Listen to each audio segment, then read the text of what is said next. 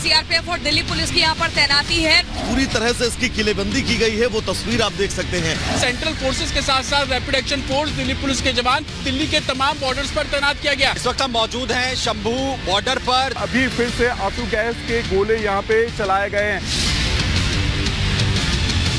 नमस्कार, आप देख रहे हैं रिपब्लिक भारत। मैं हूं आपके साथ सृष्टि पांडे। शुरुआत कर रहे हैं इस वक्त की सबसे बड़ी खबर के साथ, जो कि शंभू बॉर्डर से आ रही है, जहां पर प्रदर्शनकारी लगातार हंगामा कर रहे हैं और उन पर आंसू गैस के गोले पुलिस की ओर से, प्रशासन की ओर से दागे गए हैं। ड्रोन से प्रदर्शनकारियों पर नजर लगातार जारी है। ये इस वक्त की बड़ी जानकारी आपको दे दें। जिस तरीके से शंभू बॉर्डर पर भारी हंगामा देखने को मिला है, वाटर गन का इस्तेमाल किया जा रहा है, आंसू गैस के गोले छोड़े जा रहे हैं, लेकिन किसान भी अपनी पूरी तैयारी से आए हैं। गुलेल और पतंगबाजी का इस्तेमाल कर रहे हैं।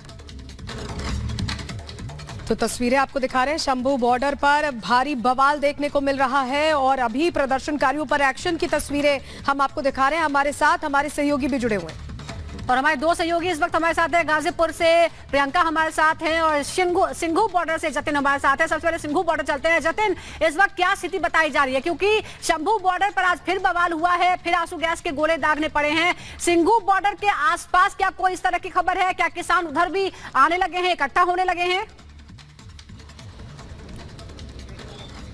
अरे आज बिल्कुल बॉर्डर पर जिस तरीके से तनाव की स्थिति है, सुबह से ही वहां पर जो प्रदर्शनकारी अंदर घुसने की कोशिश कर रहा है, बैरिकेड तोड़ने की कोशिश कर रहे हैं और दिल्ली पुलिस हर उस मूवमेंट पर नजर रखे हुए जो कि शंभू बॉर्डर पर हो रहा है और वहां की मूवमेंट को सिंघू बॉर्डर जो कि दिल्ली और हरियाणा को कनेक्ट करता है, वहां पर एप्लीकेबल करने की कोशिश की जा रही है। तस्वीरों के जरिए मैं आपको दिखाने की कोशिश करूंगा। ये आप साइन बोर्ड का जिक्र अभी थोड़ी देर पहले हम लोग कर रहे थे, वो अब क्रेन की मदद से यहां से हटा लिया गया। इसके पीछे मंशा ये है कि जो शेल अगर छोड़ने की कोशिश प्रशासन करेगा, पुलिस करेगी, आंसू गैस के गोले चलाने की जरूरत पड़ेगी तो कहीं इस बॉर्डर इस जो पोस्टर है, इस बैनर है, इससे ना टकरा जाए और यही कारण है कि अब क्रेनों की मदद से भी इसको हटाया जा रहा है। तो आप इससे समझिए कि एक एक बारीकी को लेकर जो दिल्ली पुलिस है वो काम कर रही है। साथ ही अब से कुछ देर पहले जो सोनीपत दिल्ली से बिल्कुल सटा हुआ इलाका है, वहां के कमिश्नर भी यहां पर पहुंचे थे।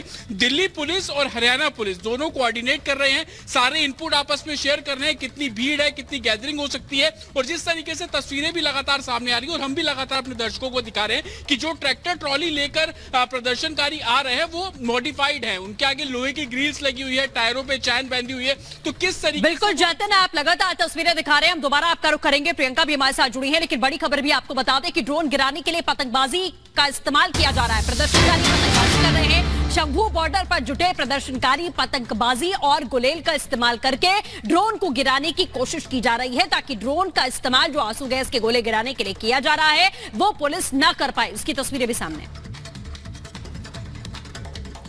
और हमारे साथ हमारे सहयोगी जुड़े हुए हैं। प्रियंका का रुख कर लेते हैं। प्रियंका, जो तस्वीरें हम शंभू बॉर्डर से देख रहे हैं, कोशिश यही है कि एंटर ही ना करने दिया जाए दिल्ली में। वहां गाजीपुर बॉर्डर पर शंभू बॉर्डर के हालात देखकर कैसी हलचल आप देख रही हैं?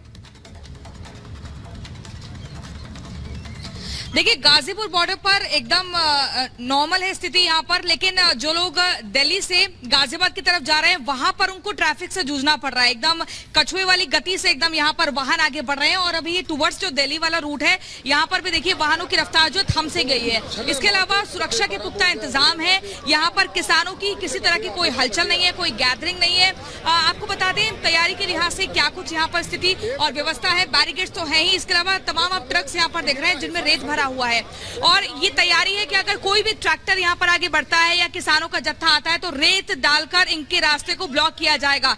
इसके अलावा वहां पर आप देखेंगे तो वो सैंडबैग्स है और वो संख्या लगातार उनकी बढ़ती जा रही है। खाली बसें यहाँ पर दिख रही है, वज्र वाहन यहाँ पर दिख रहा है, एम्बुलेंस यहाँ पर है।